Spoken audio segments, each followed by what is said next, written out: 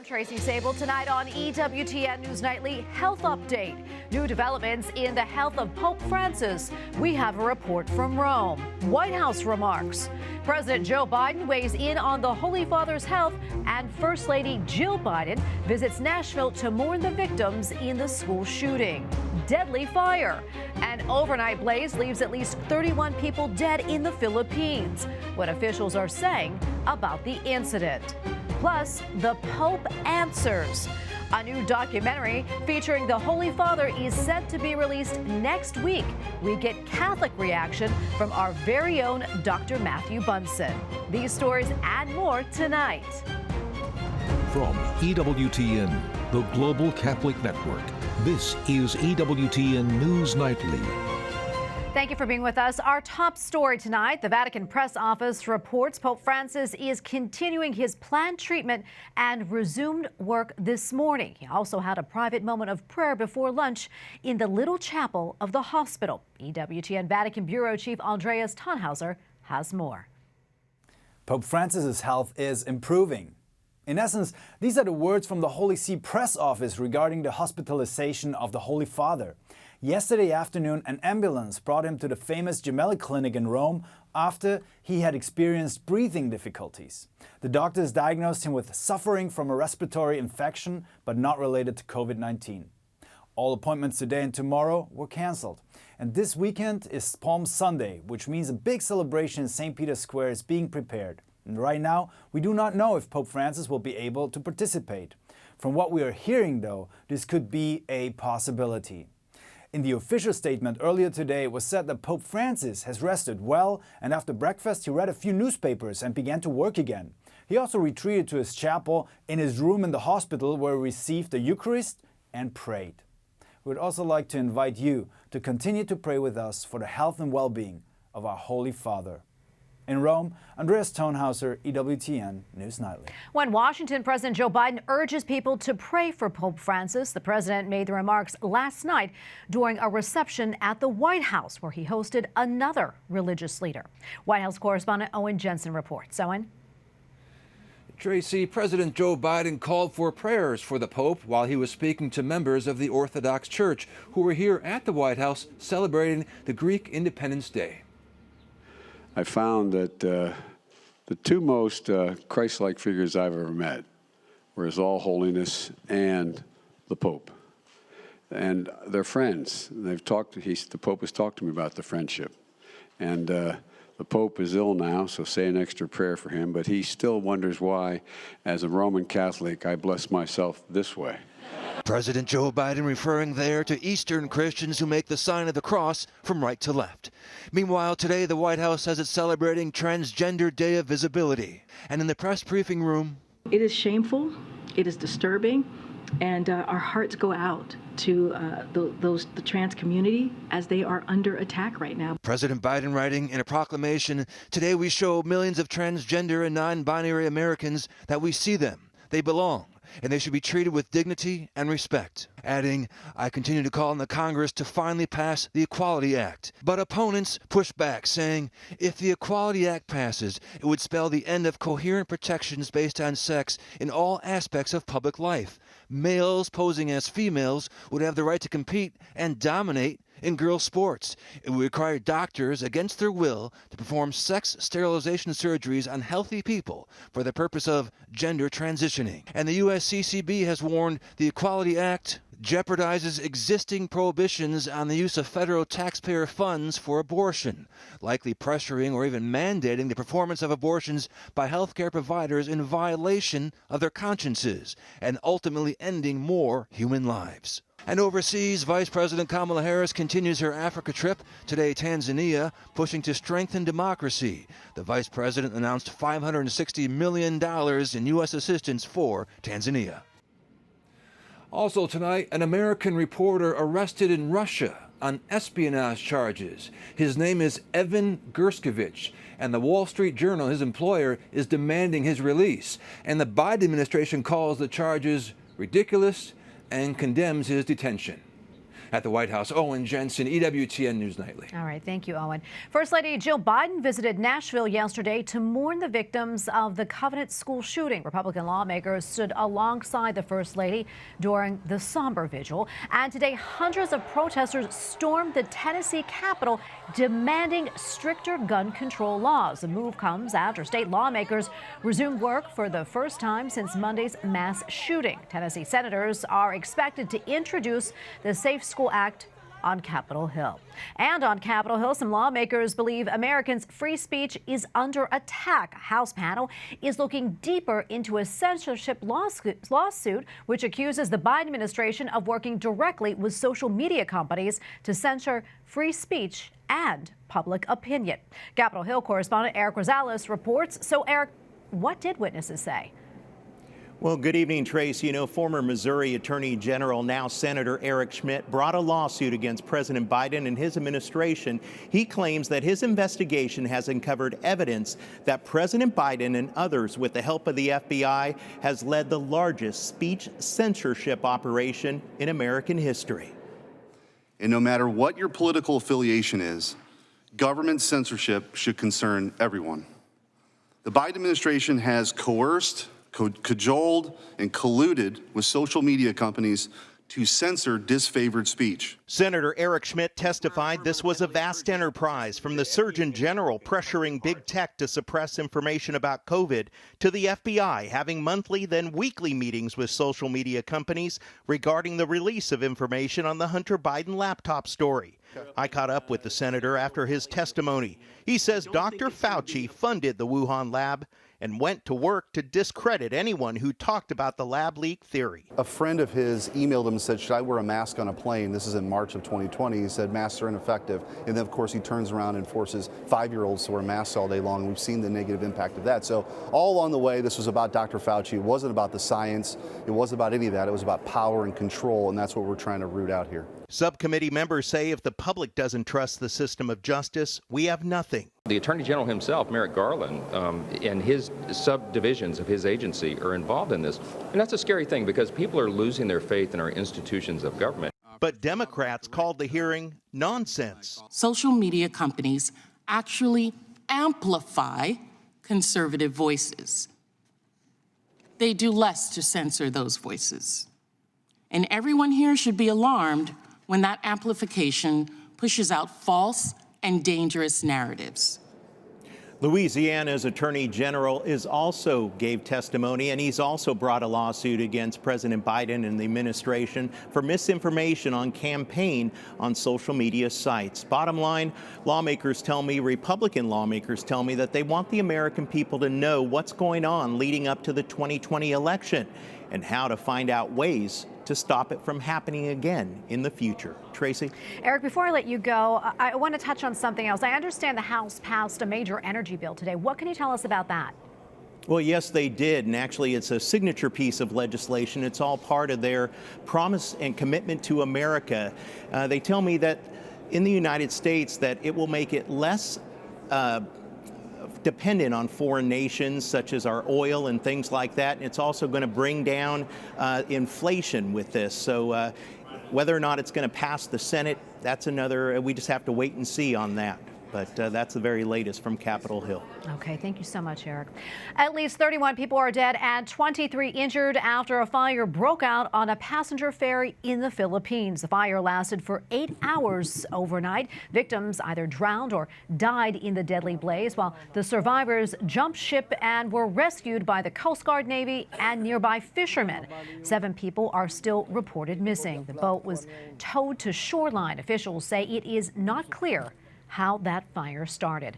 A deadly fire Monday night in Mexico started by migrants killed 39 detained men. 8 employees and officials are being investigated for possible misconduct after Mexican officials appear to place blame on the subcontracted security guards. 2 members of the staff were seen running away from the blaze without freeing the detainees. Well, Ecuador's President Guillermo Lasso could be facing impeachment. The allegations involve crimes against state security and corruption. The process of removing the president requires the vote of at least 92 legislators. President Lasso says that there is no evidence to justify the accusations. A Vatican university hosted a conference to talk about democracy as a tool for the common good. What world do we want to build is the title of the event organized by the Pontifical Gregorian University with the aim of discussing what is happening in the world today, particularly the identity crisis of the West and the authoritarian regimes which are becoming more prevalent. Joining us now from Rome is Father Peter Lott, Dean of the Faculty of Social Sciences at the Pontifical Gregorian University. Father, thank you so much for your time today. Can you tell us more about the conference and also what topics you focused on the most? Yes, thank you very much for inviting me. Indeed, we had a conference on democracy. What kind of democracy do we want to build? It was a conference that is part of our permanent seminar. We would call it a chair in the ethics in international affairs. One of the benefactors donated fund for that, and we are organizing it. In addition to regular lectures that we do at the faculty, we also organize an international conference. This one, as I mentioned, was devoted to the future in a way, which is the present of democracy, and we wanted to be actual in the sense to respond to some of the issues that we thought we are seeing globally in what's happening globally. And Father, curious, as the Dean of Social Sciences faculty, can you tell us why it's so important to give students training in the issues of ethics and politics and in the area of international relations? Well, this is part of our broader program of studies, which focuses on the social doctrine of the Church, of which international relations obviously is one important part because it deals with the question of peace, the question of justice, the question of opportunities that people have. Most of our students come from non-European or non-US contexts. So we have students from over 20 countries in my faculty, which is a small faculty of social sciences. And we are trying to instill in them the key principles, and this is why we invited Monsignor Gallagher also to talk about it. So the key principles of the Catholic social teaching, and then combine that with a more secular knowledge, let us say, with political science, with sociology, with economics. Our purpose is to prepare our students, who most of them are priests, seminarians, religious, and lay people who are passionate about the mission of the Church. We want to prepare them to be able to do good, to do what is good in public life. Father, thank you so much for taking the time to speak with us about all this. We appreciate it. Father Peter Lott, Dean of the Faculty of Social Sciences at the Pontifical Gregorian University. Thank you again, and God bless you. We have a lot more still to come here on EWTN News Nightly, including charged with violating federal law. An arrest has been made in the firebombing of a pro-life center. We'll tell you what investigators are saying about the case. And a champion of free speech heads back to court in Finland. We talked to her lawyer to find out why the case is being reopened and the impact it could have.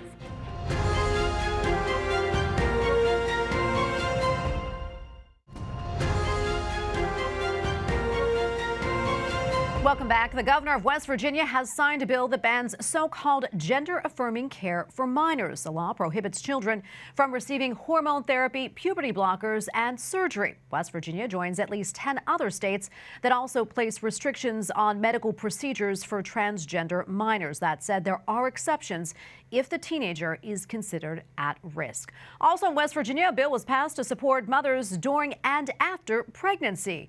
The West Virginia Mothers and Babies Pregnancy Support Program creates funding for pregnancy help centers within the state. The bill comes just after an abortion business opened up right across the border in neighboring Maryland. A 29-year-old Wisconsin man was arrested on Tuesday in Boston in connection to a firebombing of a pro-life center in Madison, Wisconsin in 2022, thanks to DNA found on a half-eaten burrito. Hindri Sankar Rajchari is charged with one count of attempting to cause damage by means of fire or an explosive. If convicted, he faces 20 years in prison. A Finnish lawmaker and champion of free speech will head back to court to face the same charges she was cleared of a year ago. Paavi Räsänen is a member of Finnish parliament who shared her biblical-based views on marriage and sexuality in a 2019 tweet and radio debate. A year ago today, she was charged with hate speech and found not guilty. Then, a Finnish prosecutor appealed that decision and is calling for Räsänen to pay tens of thousands of dollars in fines and revoke her tweet. Joining us tonight with more on this is Lorcan Price, legal counsel for Alliance Defending Freedom International. Lorcan, great to be with you. As always, a really strange anniversary, to be sure. A year ago, she was in the clear, and now this whole case really hangs over her head once again. Why did the prosecutors reopen this case? Well, that's a very good question, Tracy. We have to conclude that the reasons really are ideological and political.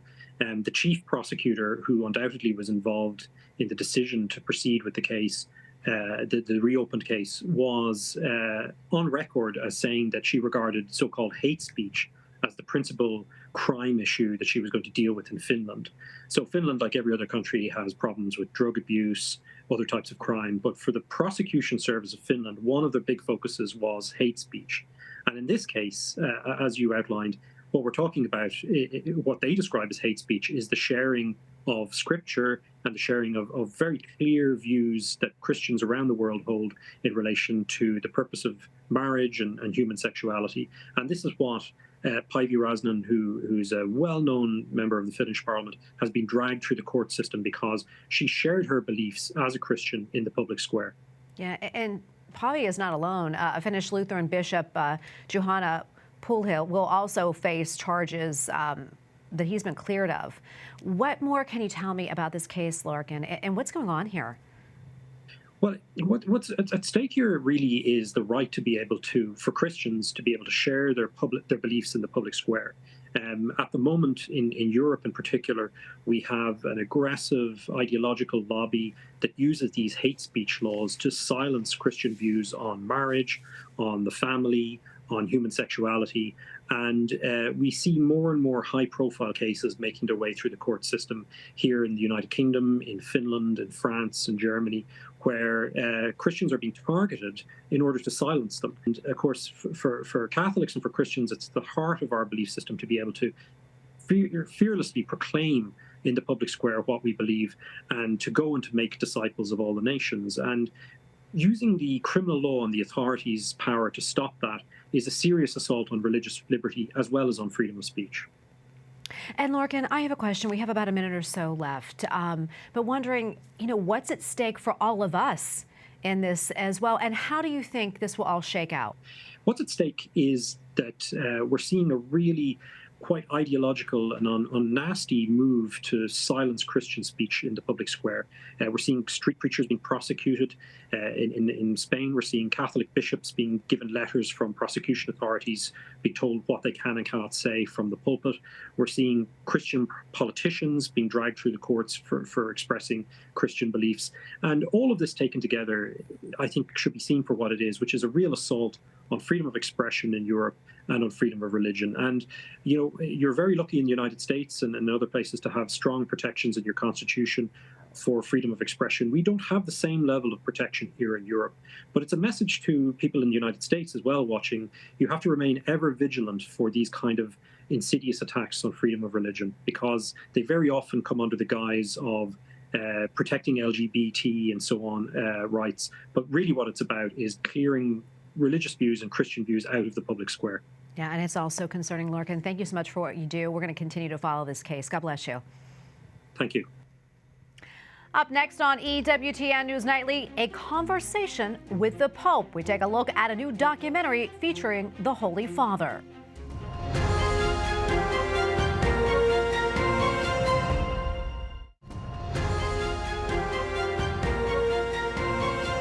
Pope Francis will soon be the star of a Disney documentary. The broadcast, called The Pope Answers, is set to air next week on Hulu. It features a conversation between Pope Francis and members of Generation Z, tackling everything from the Church's stance on LGBTQ issues to abortion and clergy abuse. And joining us tonight in our studio with more on this is Dr. Matthew Bunson, Executive Editor and Washington Bureau Chief for EWTN News. Dr. Bunson, always so great to be with you. Great to be with you. So much to unpack in this documentary. But first, let's talk about Pope Francis and his health issues right now. What more do we know? Yeah, well, as we heard from Andreas Tonhauser, our Vatican Bureau Chief, the Holy Father's improving. That's the best and most important news for the day. We know that he actually did some work. He was able to partake of the Eucharist, so all of that is good. Some of the other details that are emerging, certainly from the staff at the Gemelli Hospital, is that they were able to confirm again that he had a bacterial infection, a respiratory infection that required antibiotic treatment, and that he is responding well to that treatment. And I think the hope is that if that continues, and we pray that it does, that he'll be discharged probably in a couple of days, which opens a question then about, we all know that coming up is Holy Week, starting with Palm Sunday, of course, and the question now is, will the Holy Father be able to participate in the Palm Sunday liturgies? We'll see. I think Francis has demonstrated a remarkable fortitude and an ability to bounce back from things like this, so we'll see. Yeah, I guess we'll just take it one day at a time and just keep on praying for the Holy Father. Exactly. Let's go back now to this documentary. I mean, it really touches on a lot of heavy subjects here. Tell us a little bit more about that. I mean, abortion, as we mentioned, LGBTQ issues, clergy abuse. That's right. This is a fairly open-ended documentary in terms of the topics that they're embracing, representing, I think, two things. The concerns that we do hear from Gen Z, that these are issues that they are facing, and Pope Francis is apparently taking them head on. With the slight caveat, however, that the two filmmakers, Jordi Evole and Maria Sanchez, both Spanish, very progressive filmmakers, are from a very progressive standpoint. So we'll have to see how many of these questions are framed, and then we'll also have to pay close attention to what people do with Pope Francis's answers. We have seen in the past that there is a willingness, and in fact an enthusiasm, to cherry pick some of the things that Francis will say in interviews like this and try to spin them into something that he didn't actually say. So we're going to have to pay very careful attention to Pope Francis's full answers to these questions, but they are certainly controversial issues. Yeah, absolutely. I mean, how confident are you that Disney will get this right? Well, this is a Disney production. Disney is something in the forefront right now of advancing transgender ideology and other progressive causes, so we'll have to see.